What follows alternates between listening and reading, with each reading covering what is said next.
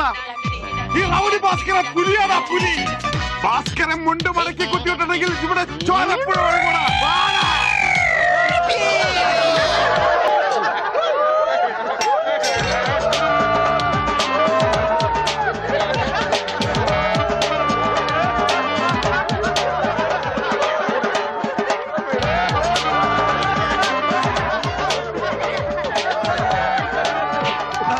നമുക്ക് കോംപ്രമൈസ് ചെയ്യാം. അടിയിൽ കോംപ്രമൈസ് ഇല്ല ചേട്ടാ. എന്റെ അടിയിൽ കോംപ്രമൈസ് ഇല്ലെന്നാ പറഞ്ഞത്.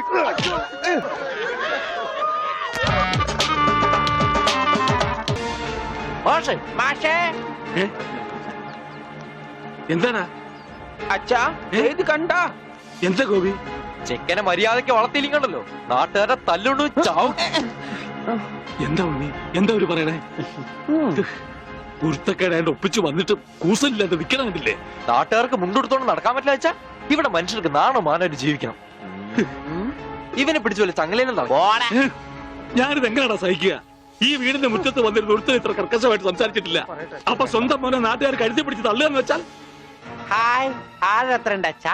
ഉണ്ണി അച്ഛനെ കരുതി തള്ളി. ഒന്നുമില്ല.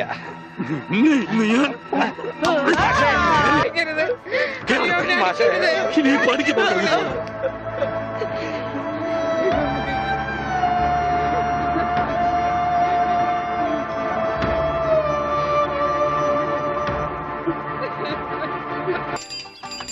അയ്യോ എന്താ എന്താ ഇത്? ഒരു ക്യൂ പാലിച്ച എല്ലാവരും ഇങ്ങനെ കൂടി ഞാൻ എന്താ ചെയ്യുക? രാഘവ, എന്താ മുതലാളി?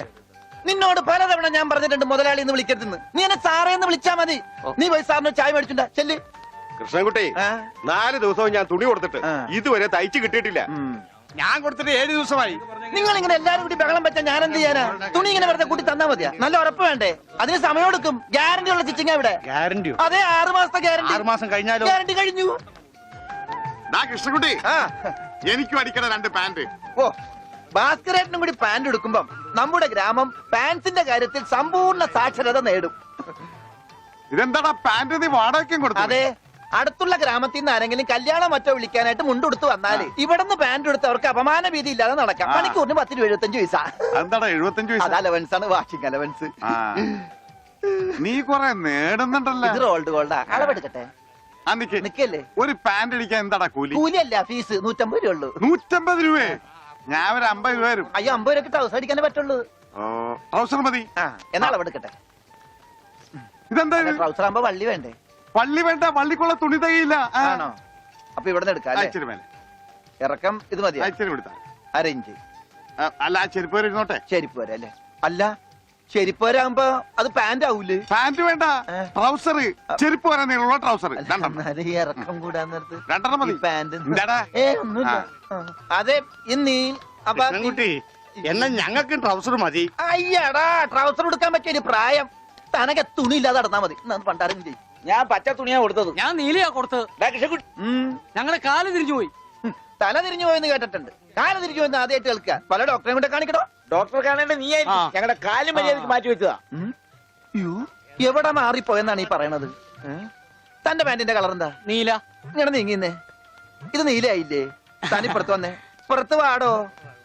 വെളിച്ചപ്പാടിന്റെ പാന്റിന്റെ കളർ എന്താ? പച്ച. പച്ചയല്ലേ 2 കാലും? എന്താ പറയണം? നടക്കുമ്പോ അങ്ങനെ അഡ്ജസ്റ്റ് ചെയ്താ പോരെ? ശരിയാ, പോ ചെല്ല്. മിസ്റ്റർ പ്രഭാകർ, നിന്റെ ആന ഒരു ദിവസത്തേക്ക് വേണ്ടി വരും എനിക്ക്. എന്റെ പുതിയ കടയുടെ ഉദ്ഘാടനത്തിനാ. ഈ ആന ഉദ്ഘാടനം ഒന്നും ചെയ്യില്ലേ? വല്ല മന്ത്രിമാരെ കൊണ്ട് ചെയ്യിച്ചാ പോലെ. അയ്യോ, എനിക്ക് ആ കട കൊണ്ട് ജീവിക്കാനാ, അടച്ചുപൂട്ടാനല്ല. നീയൊക്കെ പാന്റ് അല്ല എന്ത് തന്നെ കൊടുത്താലും ഈ നാട് ഡെവലപ്പ് ആവില്ല. ഉണ്ണിയില്ലേ ഇവിടെ? ഇനി അടുത്ത മാസം 1-ാം തീയതി വരെ ഇതുകൊണ്ട് തൃപ്തിപ്പെടണം, അനുഗ്രഹിക്കണം. ആനയാണ്.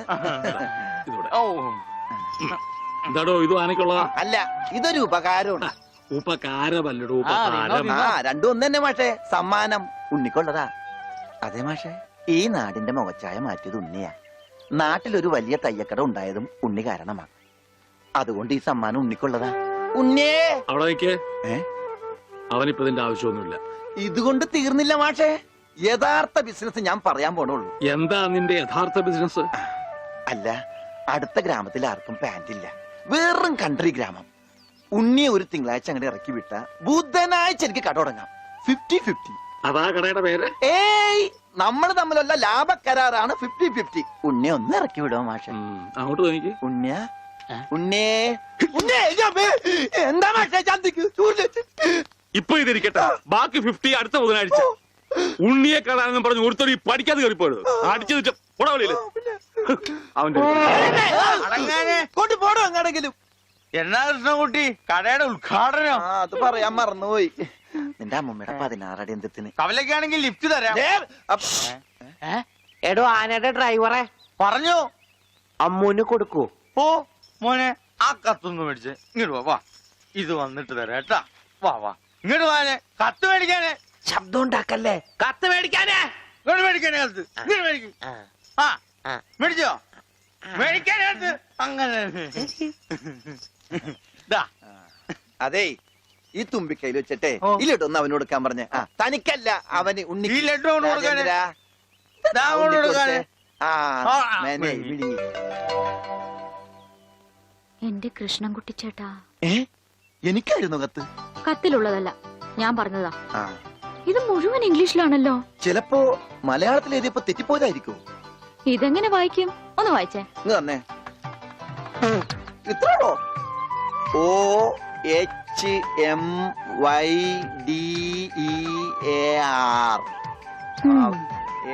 ഇങ്ങനെ വായിക്കാൻ ആർക്കാ പറ്റാത്തത്?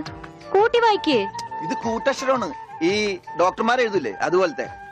ഇത് കൂട്ടി വായിക്കണമെങ്കിൽ ഇംഗ്ലീഷ് മരുന്നിടെ തന്നെ കൊണ്ടുപോകണം. ഇത് ആർക്കാ? അമ്മൂന. പിന്നെ ആരോടും പറയരുത്. അകത്ത് മുതലാളിയോട് ചോദിക്കാൻ പോയതാവും അല്ലേ? ഇത് ആഹാരത്തിന് ശേഷം 3 നേരം. ഇത് വേദനയുള്ള കഴിക്കുക. വേദന ആർക്ക്? അപ്പൊ താൻ ഇങ്ങനെയല്ലേ മരുന്ന് കൊടുക്കുന്നത്? ശരിയാക്കി തരാടോ, ശരിയാക്കി തരാ.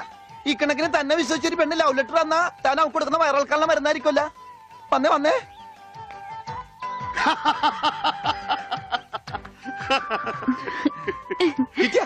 കിട്ടി, എനിക്ക് കിട്ടി. ഞാൻ പറഞ്ഞില്ലേ ഭാസ്കരേട്ടനെ കണ്ടാ കിട്ടൂന്ന്. ഐശ്വര്യമായിട്ട് വായിച്ചേ. വായിക്കാനൊന്നുമില്ല, ഇത് വിസയാ. വിസയാ? അമേരിക്കയില് മോസ്കോ എന്ന് പറഞ്ഞൊരു കവലയുണ്ട്. നിറച്ചു ചട്ടമ്പികളാ. അവിടെ ഒരു സായിപ്പനെ തല്ലാൻ വിളിച്ചിരിക്ക. പക്ഷെ ഒരു കുഴപ്പം, റോളറെ കിട്ടുള്ളൂ. അപ്പൊ കാശ് കിട്ടൂലേ? റോളർ തന്നെയാ കാശ്. ഇത് വിസ, ടിക്കറ്റ്. ഇത് ടിക്കറ്റ് വിസ ഒന്നുമല്ല, ഇത് ലവ് ലെറ്ററാ, പ്രേമലേപനം. ലവ് ലെറ്ററാ? Who are you? ആരാ എഴുതിയത്? അയ്യടാ ചേട്ടനല്ല. അത്രക്ക് ദാരിദ്ര്യമുള്ള പെണ്ണുങ്ങളൊന്നും ഈ നാട്ടിലില്ല. ഇതേ നമ്മടെ ഉണ്ണി അമ്മൂന് എഴുതിയ കത്ത. അത് ശരി.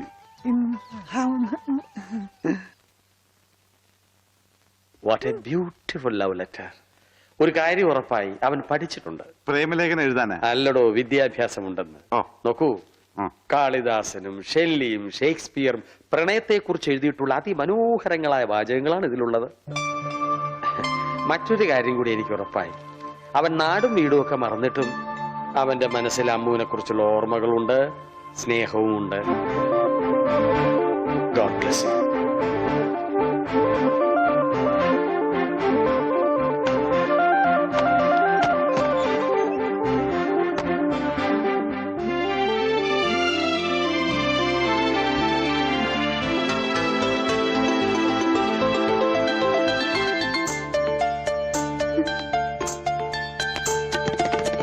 അമ്മൂന് ഇപ്പൊ പുതിയ ഡ്രൈവറെ കിട്ടിയില്ലോ. ഓടപെട്ടെ, ഞാൻ എന്റെ മൊയിലാളിയാ. മുല്ലപ്പൂ വേണോ? മുല്ലപ്പൂ നിക്ക്. 2 മുഴം എടുത്തോ. ഞാൻ വെക്കാം. ഹായ്, വൃത്തിയായിട്ട മണം.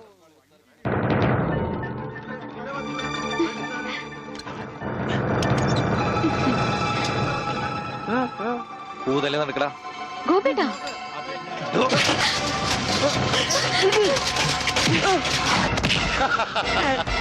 ബുദ്ധി വേണോടാ.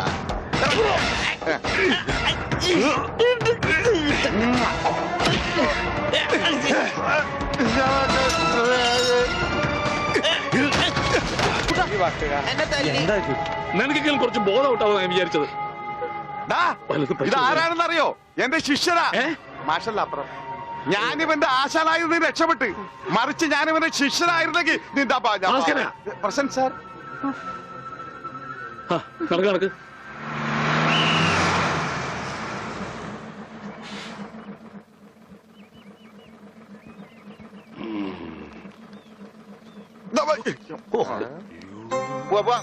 ഒരാളും കൂടി ഉണ്ട്. വേണ്ട വേണ്ട, ഇങ്ങോട്ട് വന്നിട്ട് കടം പറഞ്ഞു. ഇനി തിരിച്ചു കയറുന്നോ?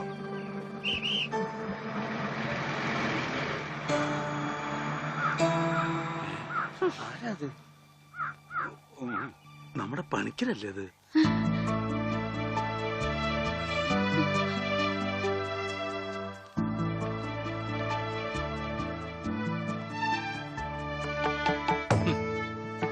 താൻ എവിടെയായിരുന്നു പണിക്കരെ?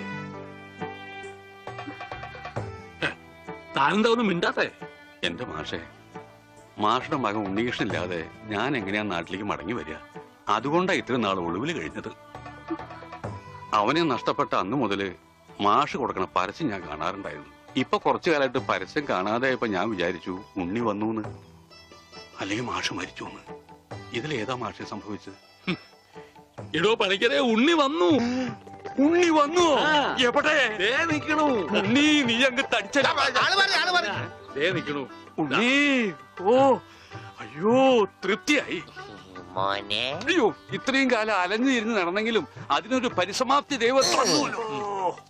എന്റെ ഉണ്ണി, അന്ന് നീ എവിടേക്കാ പോയി? പണിക്കരെ, മുണ്ട് മുറുക്കി കൊടുത്തോളൂ കേട്ടോ. കഴിഞ്ഞ 10-17 കൊല്ലമായിട്ട് മുണ്ട് മുറുക്കന്നെയാ നടക്കണേ, പട്ടിണിയായിട്ടേ. ഇത്രയും കാലം പണിക്കരേട്ടൻ എവിടെയായിരുന്നു? അത് പറഞ്ഞാലും തീരില്ല. കൊറേ കാലം തമിഴ്നാട്ടില് ரொம்ப അഴകാന ഇടം, അങ്ങ നിന്നും കർണാടക, പിന്നെ കൊറേ കാലം ഹിന്ദിക്കാരുടെ കൂടെ. ഹരേ വിളിച്ചപ്പാടേ ഹിന്ദിമേ ബോലോ ബായ്. അച്ഛാ അച്ഛാ, ബഹുത്ത് അച്ഛാ. ഓ, ഈ നാട്ടിൽ ഒരാൾക്കെങ്കിലും ഹിന്ദി അറിയാലോ. ഏതായി കുട്ടി? അല്ലേ, പണിക്കരുടെ മകളാ. ഓഹോ, ഏത് പണിക്കരുടെ? ഓ അച്ഛാ, ആ, അച്ഛൻ എന്നെ മനസ്സിലായില്ലേ? അച്ഛന്റെ അമ്മുവാ ഞാൻ. അമ്മോ മോളെ, അച്ഛനെ എന്നെ മനസ്സിലായില്ലോടി. അമ്മോ മോളെ. അച്ഛന് മോനെ മനസ്സിലായിട്ടാ. കെട്ടിപ്പിടിച്ചോ.